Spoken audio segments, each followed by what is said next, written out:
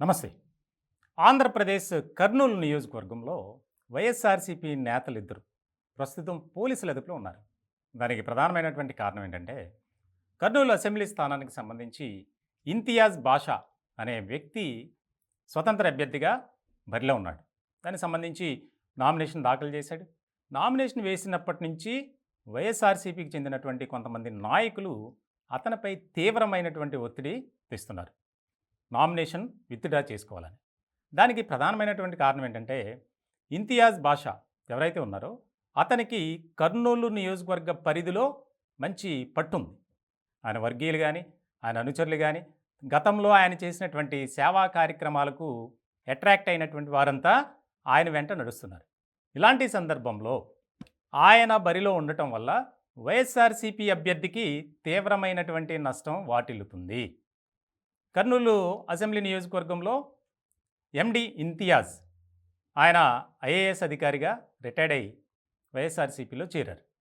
ఇలాంటి సందర్భంలో ఆయనకు సంబంధించినటువంటి ఇద్దరు వ్యక్తులు మహమ్మద్ అలీ అలాగే పేక్షా ఈ ఇద్దరు కూడా ఏప్రిల్ 28వ తేదీన ఇంటికెళ్ళి ఇంతియాజ్ బాషా నివాసానికి వెళ్ళి అతన్ని బెదిరించారు. నువ్వు నామినేషన్ విత్‌డ్రా చేసుకోకపోతే నీ అంతు చూస్తాం, నిన్ను చంపేస్తామని. ఇలాంటి క్రమంలో బయట ఇద్దరి మధ్య వాగ్వాదం జరుగుతుంది. దానికి సంబంధించి ఇంట్లోంచి ఆ దగ్గరలో ఒక వాయిస్ రికార్డ్ చేశారు. అది బేస్ చేసుకుని ఇప్పుడు ఫిర్యాదు ఇచ్చారు.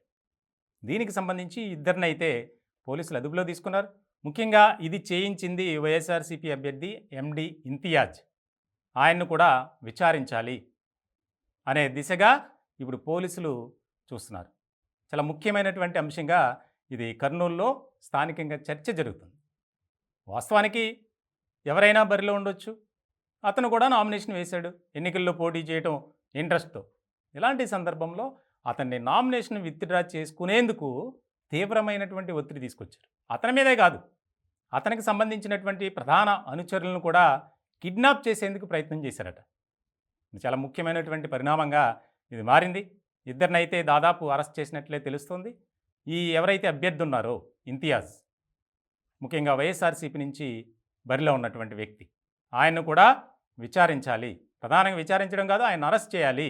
ఎందుకనంటే ఈ యొక్క బెదిరింపులు, కిడ్నాపులు, చంపేస్తామని వార్నింగ్ ఇవ్వటం, వీటన్నిటిపై కేసు నమోదు చేయాలని అక్కడ స్థానికంగా ఎవరైతే స్వతంత్ర అభ్యర్థి ఉన్నారో అతని తరపున ఆందోళన కూడా చేస్తున్నారు. మొత్తానికి రాష్ట్ర వ్యాప్తంగా ఈ వ్యవహారం కాస్త చర్చనీయాంశమైంది.